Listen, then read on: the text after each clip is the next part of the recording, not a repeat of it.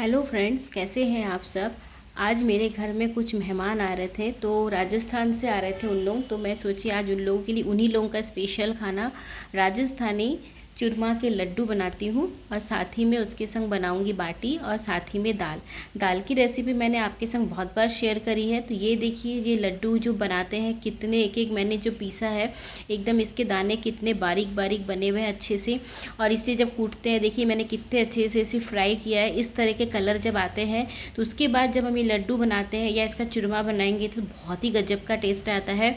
So friends, मैं आपको दिखाऊंगी इस तरह से आप जब बनाएंगे तो आपके लड्डू बिल्कुल परफेक्ट बनेंगे। नाप का ध्यान आप ज़रूर रखिएगा, मेज़रमेंट से बनाएंगे तो आपकी चीज़ें परफेक्ट बनेगी। तो चलिए बनाती हूँ चूरमा के लड्डू। तो इसके लिए मैंने सबसे पहले लिया है 1 कप आटा, और इसी के साथ मैंने ली है सूजी, और साथ ही में मैंने लिया है बेसन, और इसमें डालूंगी घी मोयन के लिए। और इन सबको मैं अच्छे से मिक्स कर लूँगी, और इतने अच्छे से हम इसे मिक्स करेंगे ताकि जब हम इसे बंधेंगे तो इसमें जो पूरा बंधने के बाद जो पूरा एक जाट हो जाता है, उस तरह से पूरा टेक्सचर आना चाहिए। इससे क्या है, हमारे लड्डू परफेक्ट बनेंगे, या चूरमा जो भी परफेक्ट बनेगा। आगे हम घी और भी ऐड करेंगे, इसीलिए इसी स्टेज पे मैं इतना ही ऐड करी हूँ। अब मैं इसमें थोड़ा थोड़ा पानी डाल के एक सख्त डो लगा लूँगी। ध्यान रखेंगे, हम नरम आटा नहीं लगाएंगे। अगर हम नरम आटा लगाएंगे तो हमारी जो मुठरी है वो अच्छे से अंदर से क्रिस्पी फ्राई नहीं होगी, और चूरमा का वो टेस्ट नहीं आएगा। तो इस तरह से देखिए मैंने डो रेडी कर लिया है, आपको दिख रहा है। मैं थोड़ी देर इसे रेस्ट छोड़ दूँगी 5 से 7 मिनट। इसके बाद मैं इसे लोच देखिए इसकी इस तरह से मैं मुठरी बना लूँगी, और सारी मुठरियों को मैं रेडी कर लूँगी। आप चाहो तो बेलन पे बेल के बीच में गड्ढा करके भी छोटे छोटे से बना सकते हैं, पर इस तरह से बने बहुत जल्दी बन जाते हैं फ्रेंड। तो ये देखिए मेरी सारी मुठरी रेडी हो चुकी है। मैं आपको एक बार और प्रेस करके दिखा देती हूँ। मुझे इसे बनाने में बहुत मज़ा आता है फ्रेंड्स। अब मैं यहाँ पे घी गरम कर ली हूँ।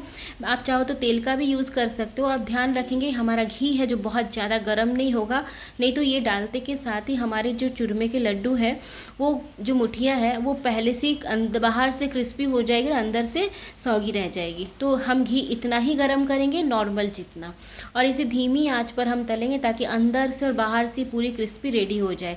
मैं यहाँ पे घी का इसलिए यूज़ कर रही हूँ क्योंकि मैं इसी घी में ही गुड़ ऐड कर दूँगी, ताकि पूरा घी बर्बाद ना हो और यूज़ आ जाएगा। और आप तेल में बनाना चाहो तो तेल में बना सकते हो, पर मैं आपको दिखाऊंगी मैं यहाँ पे किस तरह से बना रही हूँ। तो इस तरह से देखिए मैंने धीरे धीरे धीमी आंच पे तलने में मुझे काफ़ी टाइम लगा, और इसके बाद मैं इसे फ्राई करके देखिए निकाल लूँगी।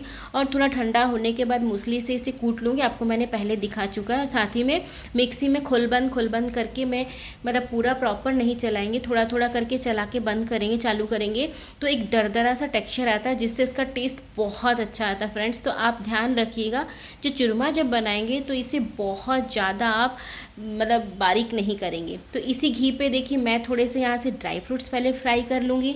इससे इसका टेस्ट बहुत अच्छा आता है, क्योंकि अगर हम ड्राई फ्रूट्स को घी में रोस्ट कर लेंगे तो ये इसका एक अलग ही टेक्सचर आता है। तो देखिए मैंने हाफ कप के आसपास बादाम ले लिया था और इसे कर लिया। साथ ही में मैं यहाँ पे काजू ले लूँगी आधा कप के आसपास, और इन काजू को भी देखिए मैं इस तरह से गोल्डन ब्राउन कर लूँगी। हम ज़्यादा नहीं भूनेंगे, नहीं तो जो हमारे मेवे हैं वो थोड़े से कड़वे टेस्ट में आ जाएंगे। इसे मैं थोड़े से ड्राई फ्रूट्स को देखिए कुटनी में डाल के थोड़ा दरदरा सा कूट लूँगी। मिक्सी में आप अगर पीसेंगे तो इसमें से वो दाने वाला जो गोटा गोटा टेस्ट आता है वो नहीं आएगा, मिक्सी में पाउडर हो जाएगा।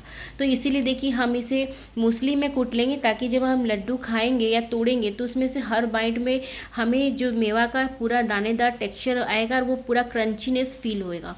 देखिए मेरा घी गरम था, यहाँ पे मैंने गुड़ को पूरा काट लिया था चक्कू से, ताकि क्योंकि ढेला डालेंगे तो वो बहुत टाइम लगेगा और हमारे लड्डू पूरे ख़राब हो जाएंगे।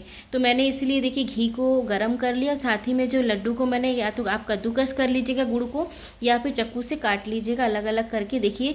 और ये गरम गरम में ही हम इसको मिलाएंगे। अगर आप इसको ठंडा कर देंगे और उसके बाद अगर मिलाएंगे तो फ्रेंड्स आपके लड्डू ना सॉफ्ट नहीं बनेंगे, थोड़े कड़े हो जाएंगे। तो फिर बाद में आप मुझे बोलोगे आपने नहीं बताया था। तो मैं आपको बता दी, इस प्रोसेस को हम हाथों हाथ करेंगे, और हाथ से ना करें बल्कि आपके हाथ जल जाएंगे, ध्यान रखिएगा। तो आप स्पैचुला की मदद से यहाँ पर इस तरह से पूरे गुड़ को अच्छे से मिक्स कर लीजिएगा, ताकि आपके लड्डू बिल्कुल सॉफ्ट बनेंगे। मैं आपको दिखाऊंगी। और जो मैंने मूसली में ड्राई फ्रूट्स काट लिया था, साथ ही में पॉपी सीड्स डाला है। ये ऑप्शनल है, आप चाहो तो खसखस डाल भी सकते हो, चाहो तो आप स्किप भी कर सकते हो। और आप यहाँ पे इलायची पाउडर भी डाल सकते हो। मेरे पास अभी ख़त्म हो गई थी तो मैं नहीं डाली हूँ, आप डाल सकते हो। साथ ही में थोड़ी सी मैंने यहाँ पर किशमिश ऐड करी है। ये अभी थोड़ा गर्म है तो थोड़ा सा ठंडा होगा तो हम धीरे धीरे देखिए इसके लड्डू बना लेंगे। और आपको दिख रहा है, बांधने से ही पता चल रहा है कि लड्डू कितने सॉफ्ट हैं। तो गुड़ को अगर आप ठंडा करके डालेंगे तो आपके जो लड्डू है वो कड़े हो जाएंगे, फिर खाए नहीं जाएंगे। तो इस बात का पूरा ध्यान रखिएगा। तो देखिए मेरे लड्डू तैयार होते जा रहे हैं। मैं थोड़ा थोड़ा यहाँ से लेते जाऊँगी और इन लड्डुओं को तैयार कर लूँगी। देखिए फ्रेंड्स, बनाने में थोड़ी मेहनत लगी पर खाने में बहुत टेस्टी लगता है। जो यहाँ पे हमने चीनी नहीं डाला है, हमने शुगर का यूज़ किया है, उससे इसका टेस्ट और हेल्थ दोनों के लिए ही अच्छे हैं। ये देखिए मैं आपको तोड़ के दिखाती हूँ कितने सॉफ्ट हैं। तो गुड़ का आप ध्यान ज़रूर रखिएगा कि आपको हाथों हाथ डाल के पूरे अच्छे से मिक्स कर लेना है, तो आपके लड्डू पूरे स्पंजी सॉफ्ट बनेंगे। तो चलिए मैं बाटी बना लेती हूँ। उसके लिए भी मैं यहाँ पर 1 कप आटा ले ली हूँ। और आपका आटा अगर मोटा हो तो ठीक है, नहीं तो थोड़ी सी आप सूजी इस पर ऐड कर सकते हो। साथ ही में मैं यहाँ पे नमक डाल दूँगी और मैं हाथों से क्रश करके थोड़ी से अजवाइन इसमें डाल दूँगी। अजवाइन से इसका टेस्ट बहुत अच्छा आता है और साथ में ये हमें गैस भी होने नहीं देते, रिलीफ करती है। यहाँ पे हम घी का यूज़ करेंगे मोयन देने के लिए। अगर आप घी का मोयन देंगे तो आपकी बाटी बहुत अच्छी और सॉफ्ट बनेगी। तो इस बात का आप ज़रूर ध्यान रखिए, घी का ही मोयन दीजिएगा। और इसमें मैं थोड़ी सी बेकिंग सोडा यूज़ कर दूँगी और इन सब चीज़ों को अच्छे से मिक्स कर लूँगी। और हम अच्छे से मिक्स करेंगे ताकि जब इसे बांधेंगे तो इसमें एक लड्डू जैसा टेक्सचर आ जाए कि मुट्ठी में ये अच्छे से बंध सके। और साथ ही में मैं पानी थोड़ा सा गुनगुना होने रख दी हूँ, क्योंकि हम लुक वार्म वाटर यूज़ करेंगे आटा गूंदने के लिए। इससे जो हमारी बाटी बहुत अच्छी क्रंची और सॉफ्ट भी बनेगी। तो आप ठंडा पानी का यूज़ ना करें, आप यहाँ पे लुक वार्म वाटर का ही यूज़ करें। देखिए आपकी बाटी बहुत अच्छी बनेगी फ्रेंड्स। तो इस तरह से मैं इसका आटा लगा लूँगी और आटा भी हम बहुत सॉफ्ट नहीं लगाएंगे, इस बात का आप ध्यान रखिएगा। इस तरह से जैसे मैंने चूरमा का आटा लगाया था उसी के आसपास कुछ मैंने इस तरह से यहाँ पे इस आटे को भी लगाकर रेडी कर लिया है। तो फ्रेंड्स आपको दिख रहा है कि मैंने ये आटा किस तरह से लगाया है। तो आप इस तरह से लगाएंगे तो आपकी जो बाटी अभी है वो बिल्कुल परफेक्ट बनेगी। आप एक बार इस मेज़रमेंट से सारी चीज़ों को बना के देखिएगा। मेज़रमेंट आपकी अगर परफेक्ट हो तो आपकी चीज़ें भी परफेक्ट बनती है। तो इस बात का आप ज़रूर ध्यान रखिएगा। तो ये देखिए मैं इस तरह से दोनों हाथों से इसे लोच दे दूंगी और ये आटा हमारा लग के रेडी हो गया। 10 मिनट के लिए मैं इसे रेस्ट पर छोड़ दूंगी। मैं आपको प्रीवियस रेसिपी में सत्तू का मसाला बनाना बताई थी, सत्तू की कचौरी के साथ। तो आप उस रेसिपी में सत्तू का मसाला मैंने कैसे बनाया था आप उसको देख लीजिएगा। सेम प्रोसेस था, इसलिए मैं इस पर ऐड नहीं करी क्योंकि वीडियो बहुत लंबी हो जाती। तो सत्तू का मसाला मेरा बना हुआ है। मैंने सत्तू ले लिया था, उसमें सारे मसाले, अचार के मसाले, कसूरी मेथी डाल के थोड़ा सा पानी डाल के इसे गूंद लिया था। बस सिंपल सा प्रोसेस था। इस तरह से बाटियों को देखिए मैं फील कर लूँगी और अपनी बाटी पूरी रेडी कर लूँगी। इसे बनाने में भी ज़्यादा टाइम नहीं लगा। देखिए गोल गोल बन के रेडी हो चुके हैं। तो मेरा तंदूर भी मैंने गर्म करने के लिए रख दिया है ताकि धीमी आंच पर वो हीट होता रहे जब तक हमारी बाटी रेडी होती है। तो इस तरह से मैं एक एक करके देखिए, ये आप अपनी मर्जी जितनी छोटे बड़े अपने हिसाब से बना सकते हैं। और ये हाथों से ही देखिए किस तरह से पूरे फ्लैट हो जा रहे हैं और भरने में मुझे बहुत मज़ा आ रहा है।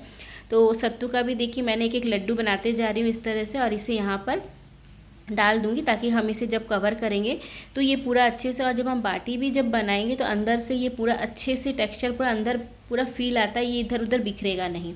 तो ये देखिए मैंने इसे रेडी कर दिया है। सारी बाटियाँ हमारी रेडी हो चुकी है। फ्रेंड्स आप मेरी रेसिपी आपको कैसी लगती है मुझे कमेंट में ज़रूर बताइएगा, और आपको किस तरह की रेसिपी जानना है मुझे वो भी ज़रूर बताइएगा। तो ये देखिए मेरा तंदूर गरम था तो मैं यहाँ पे बाटियाँ सारी रखती हूँ और इस तरह से हम यहाँ पे डालकर ढक के छोड़ दूँगी। और इसे कम आँच पे, आप आँच का ध्यान रखिए कि तेज़ आँच नहीं करें, नहीं तो बाटी ऊपर से तो सीख जाएगी पर अंदर से ये कच्ची रह जाएगी। तो मेरे बेटे को सिंपल बाटी पसंद है, एक बेटे को, तो इसीलिए मैं यहाँ पर प्लेन वाली कुछ बनाई हूँ, बाकी मैंने सत्तू की फिलिंग करी है। तो धीमी आंच पर देखिए इसके बनने में टाइम लगता है, मुझे 15 से 20 मिनट से ऊपर लगे थे। तो मैं ऐसे बार बार इसे चेक करते रहूँगी और देखते रहूँगी। देखिए इस तरह से जो आँच जो बीच में लग रही थी वो बाटियाँ पहले रेडी होते जा रही है। तो मैं इस तरह से जो जो होते जा रही है उसको निकाल के साइड कर लूँगी। अब इसकी मैं घी में डाल के इसे प्लेटिंग कर लेती हूँ। तो मिलते हैं नेक्स्ट रेसिपी में। Enjoy, bye bye.